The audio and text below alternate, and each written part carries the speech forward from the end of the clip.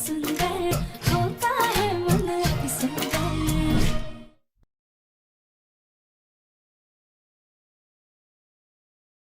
इस कमजोर रिश्ते को तोड़कर हम तेरी शादी कामिनी के साथ कराना चाहते थे ताकि उसके बच्चे को इस घर का नाम मिल सके। इसीलिए राध्या को जाने के लिए कहा। सिर्फ नाम का रिश्ता है ये। कल को अगर ये रिश्ता टूट भी जाता है तो किसी को कोई फर्क नहीं पड़ता। दादी बस। हमें चुप कराने से कुछ नहीं होगा, बल्कि खुद अपने रिश्ते में झांक कर देखो। कोई वजूद नहीं, कोई अहमियत नहीं है इस रिश्ते की। इनफ दादी, इनफ इनफ। बस बहुत हो गया दादी।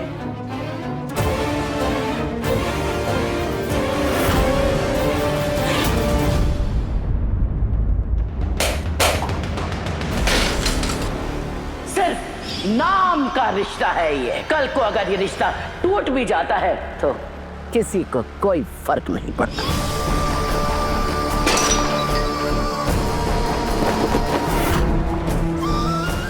लेकिन अब बस, हम और बर्दाश्त नहीं कर सकते। हम इस रिश्ते से छुटकारा पाना चाहते हैं। हमें हमारे हिस्से की प्रॉपर्टी दे दीजिए, हमारे हिस्से के पैसे दे दीजिए, फिर हम यहाँ से चले जाएंगे। इस घर का सबसे कमजोर रिश्ता है ये।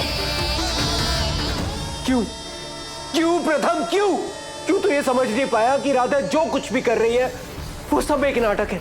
क्यों तू उसकी मजबूरी समझ नहीं पाया प्रथम? क्यों उसकी आंखों का दर्द, उसकी दिल की तड़प क्यों समझ नहीं पाया? क्यों पहचान नहीं पाया तू? राधा बिना कुछ जाने तेरा मन पढ़ लेती है, और तू उसका चेहरा तक नहीं पढ़ पाया। प्रथम जी,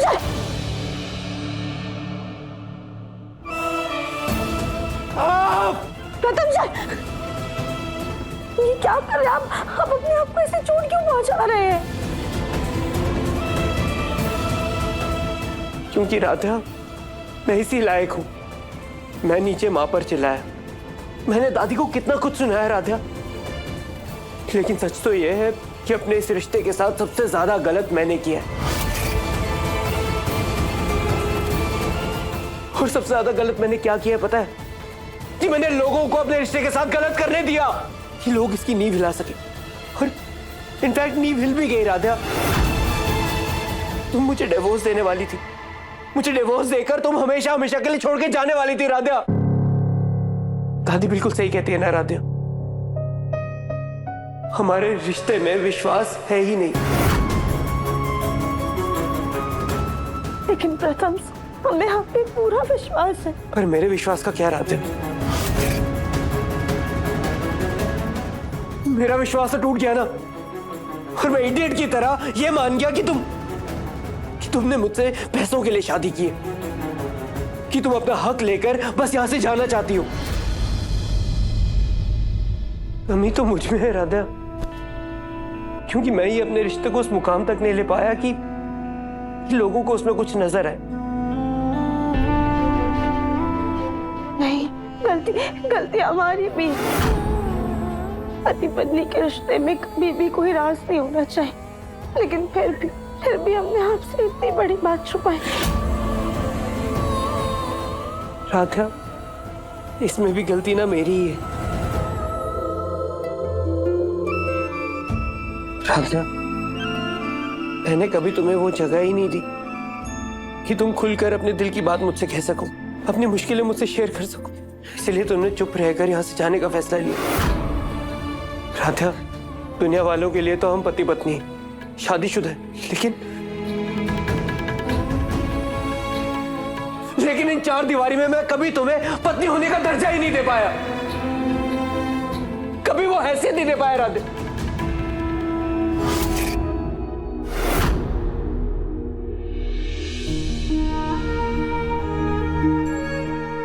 राधा, आज मुझे समझ में आया कि बस ये फोटो टांगने से कोई शादीशुदा नहीं कहलाता। शादी के रिश्ते को निभाना पड़ता है, शादी के रिश्ते को मजबूत करना पड़ता है, ताकि उसे कोई इतनी आसानी से तोड़ ना सके। आज राधा, मुझे माँ और दादी पर नहीं, मुझे खुद पे गुस्सा आ रहा है राधा, मुझे खुद पे गुस्सा आ रहा है।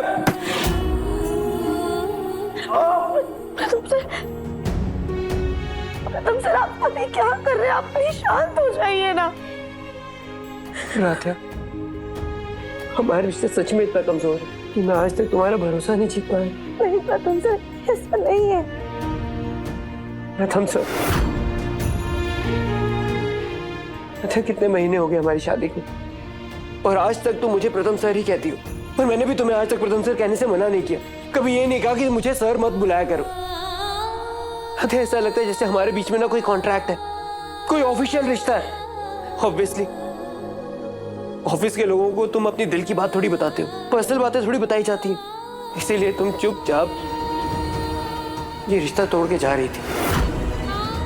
लेकिन तुम्हारी इतनी हिम्मत नहीं हुई कि तुम मुझे सच बता दो।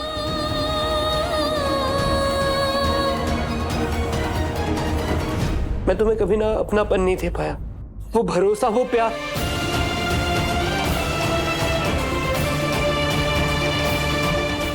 I am really sorry Radha, मैंने तुम्हें हर्ट किया है, दिल तोड़ा है तुम्हारा। I am really sorry. नहीं नहीं प्रथम सर, ऐसा नहीं। आप प्लीज ऐसा मत बोलिए। हमें इस घर से सब कुछ मिला है, बल्कि हम अपने आप को बहुत खुश नसीब समझते हैं कि हमें आप जैसे पति मिले हैं। नहीं राधा, तुम खुश नसीब नहीं हो, तुम इस दुनिया की सबसे ज्यादा बदनसीब लड़की हो, क्योंकि तुम्हारे पति ने तुम्हारे रिश्ते को सबसे ज्यादा खोखला कर रखा है। और यही वजह है राधा कि माँ और दादी ने हमारे इस बेजान, इस कमजोर रिश्ते को तोड़ने का फैसला लिया। और ठीक भी है, रिश्ते की मजबूती प्यार से होती है, और हमारे रिश्ते में तो प्यार है ही नहीं। राधा, पति पत्नी होकर भी हम एक ही कमरे में अजनबियों की तरह रह रहे हैं, जैसे कि रूममेट्स जो एक दूसरे का नाम जानते हैं पर एक दूसरे के बारे में नहीं जानते, जो कभी कभी साथ में घूमने चले जाते हैं लेकिन कभी भी साथ नहीं बैठते, जो कभी कभी खाना बांट लेते हैं लेकिन अपना दुख दर्द बांटने से कतराते हैं,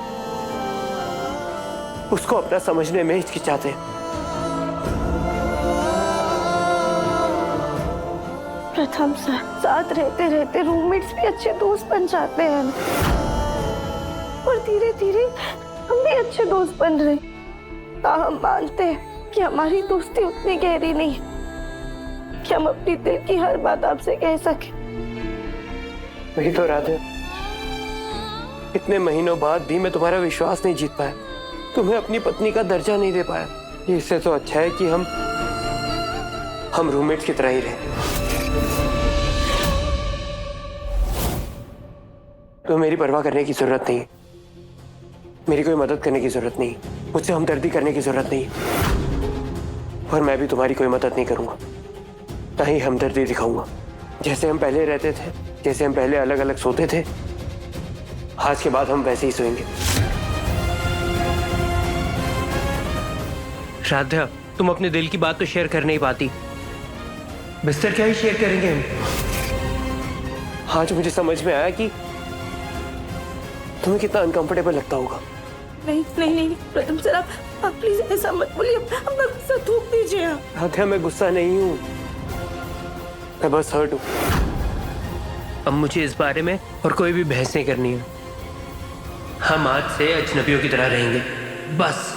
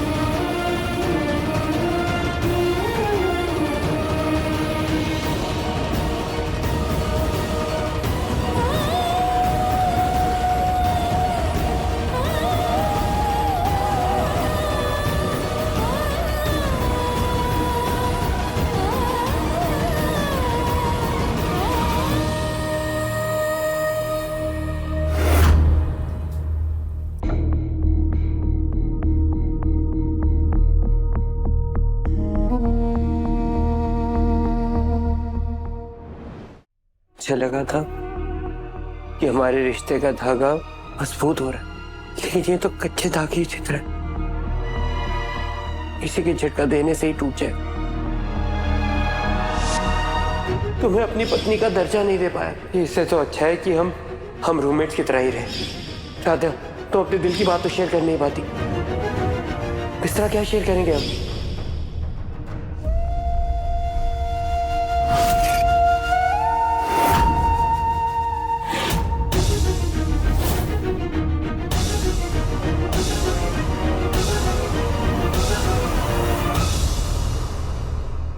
माँ, आप ठीक है ना माँ?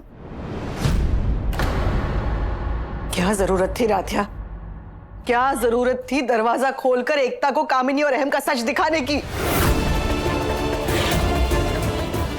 आज इस जगह पर हमारा बेटा दम तोड़ सकता था और उसकी वजह सिर्फ और सिर्फ तुम होती राधिया, तुम।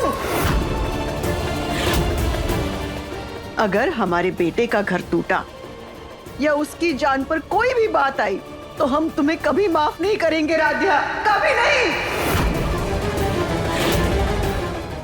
माँ,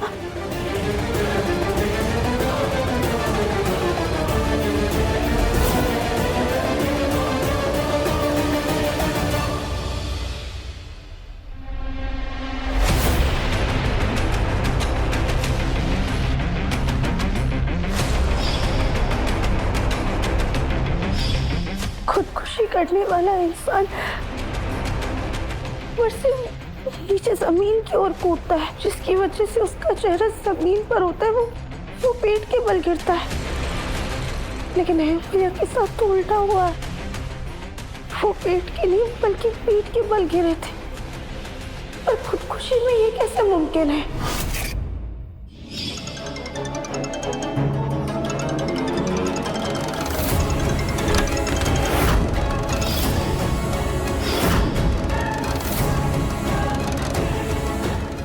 रुद्र, ये सब तुम्हारा किया धरा है।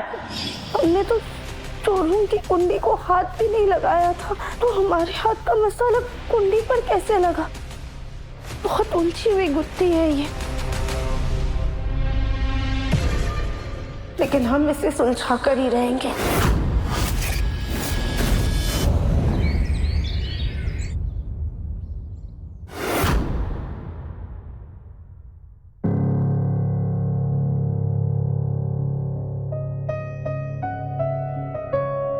पापा जी, आपके लिए चाय।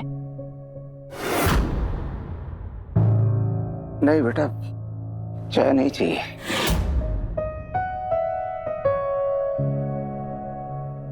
राधा बेटा, मैं जानता हूं कि अहम और कामनी गलत थी, तुम इस बात को सबके सामने रखना चाहती थी, मैं जानता हूं। लेकिन बेटा, हर चीज का एक तरीका होता है, ऐसे कौन सामने रखता है बात? और ऐसे दरवाजा खोलकर एकता को ये सब दिखाने की तुम्हें क्या जरूरत थी? पता है तुम्हारी वजह से एकता का दिल टूटा है, और अहम को तुमने देखा ना, बाल बाल बचा है वो। राधे बेटा, अपनी औलाद कितनी भी गलती कर ले, लेकिन उसके माँ बाप कभी नहीं चाहते हैं कि उससे पहले उसका बेटा दुनिया से चला जाए। तुम्हें ऐसा नहीं करना चाहिए था राधा, नहीं करना चाहिए था।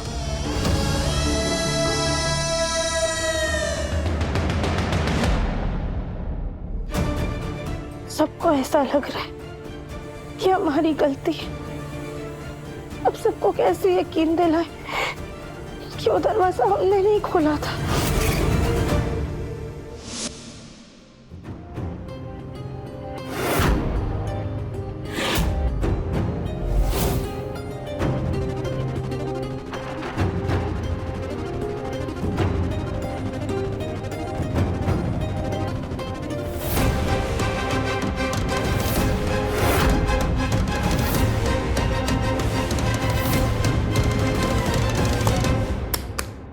डॉक्टर, आपने ये हीटिंग पैड मंगवाया था। उनके हाथों और पैरों में काफी चोट लगी हुई है, ये हीटिंग पैड उन पे लगाते रहना, इससे इनका ब्लड सर्कुलेशन अच्छा रहेगा। जी डॉक्टर।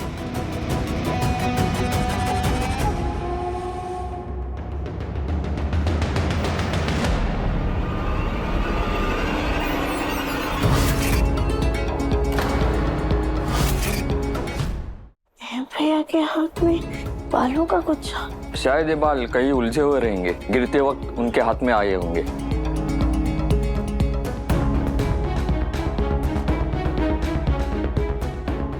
देखो, इनकी लंबी फिजियोथेरेपी चलेगी और साथ में मैं कुछ प्रिकॉशंस भी बता देता हूँ आपको। हाँ?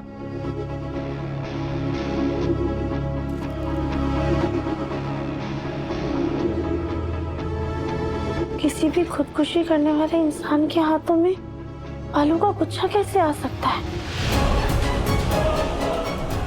अगर ये अहम भैया के बाल हैं, तो इनके सर पे कहीं तो गंजापन होना चाहिए, या फिर कोई ऐसी जगह होनी चाहिए जहाँ पे बाल कम हो। क्या वो जगह पट्टी के अंदर है?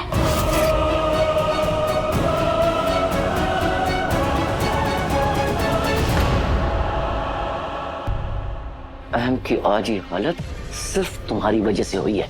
तुम तो उसके कमरे के आसपास भटकना भी मत, समझी? चल जाओ यहाँ से।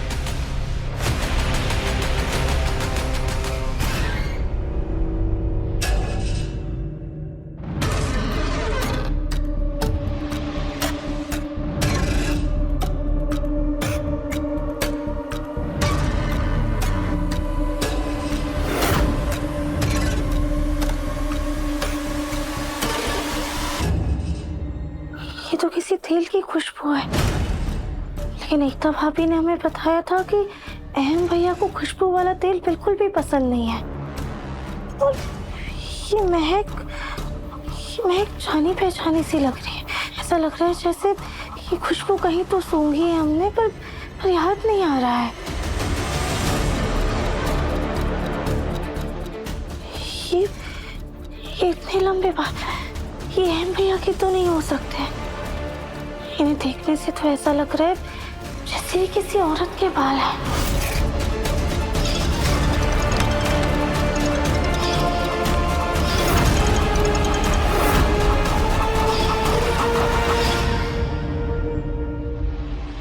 अभी तक हमें इसके बारे में जितना कुछ भी पता चला है, उससे एक बात तो साफ है कि अहम भैया ने खुदकुशी तो नहीं की है। फिर ये बालों का गुच्छा किसका हो सकता है? पर इस बाल से एक बात तो साफ है कि ये जिसके भी बाल है, उसके सर पे थोड़ा खंजापन तो जरूर आया होगा।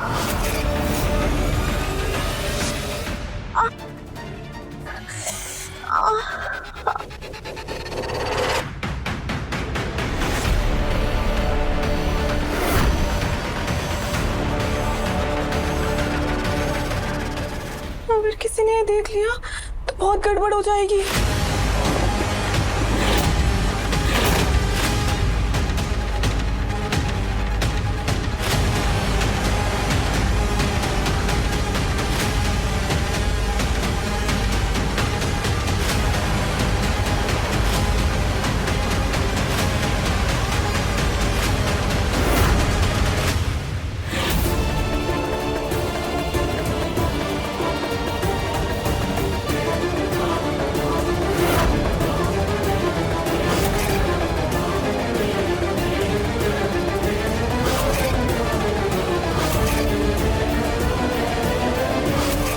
कि आपके सीधे साधे शरीफ पति ने हमें अपने प्यार का झांसा देकर प्रेग्नेंट किया है। हम इनके बच्चे की मां बनने वाले हैं। ये तुमने क्या किया कामिनी? मेरे परिवार को सब कुछ बता दिया। हे भगवान, अब सबको सब कुछ पता चल गया है। न जाने घर में क्या ही हंगामा हो रहा होगा।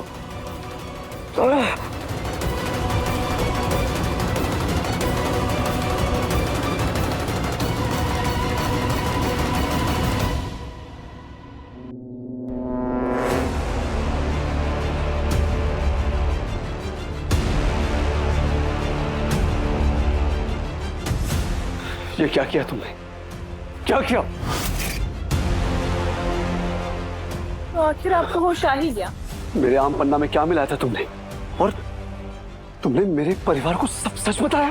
क्यों? अहम जी, आज नहीं तो कल सच सबके सामने आना ही था, और अब जब सच सबके सामने आ गया है तो आपको फैसला करना होगा। आप हमें चुनेंगे या एकता जी को? मैंने तुमसे पहले भी कहा है कि मुझे इस बारे में कोई बात नहीं करनी है। मुझे भी एकता के पास जाना है। आपको फैसला लेना होगा। मैंने कहा ना, मैं अपनी बीवी, अपनी बच्ची को नहीं छोड़ सकता हूं। हटो। तो फिर आपने हमारा जीवन क्यों बर्बाद किया? क्यों हमारी जिंदगी में आए? क्यों हमसे झूठा प्यार का नाटक किया आपने? एक बात याद रखिएगा अहम जी, अगर हमें हमारा हक नहीं मिला तो हम आपका परिवार और आपका जीवन दोनों बर्बाद कर देंगे।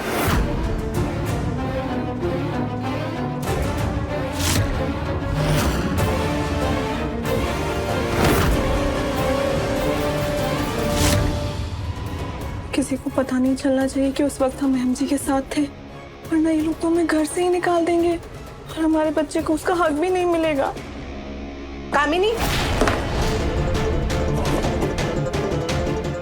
कामिनी, माँ ने तुम्हारे लिए जूस भेजा है और कहा है कि घर में चाहे जो कुछ हो तुम अपने बच्चे का ध्यान रखो, ठीक है?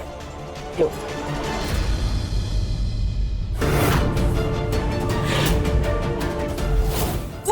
वो हमारा मस्कारा गिर गया था, बस वही साफ कर रहे थे। ठीक है। हमें पता लगाना होगा कि अहम भैया की इस हालत के पीछे कौन जिम्मेदार है।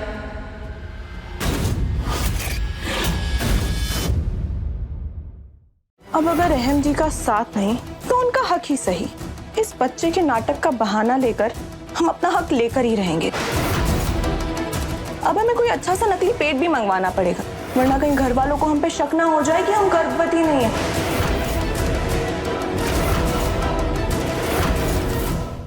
मन अति सुंदर, शाम 7:30 बजे दंगल टीवी पर।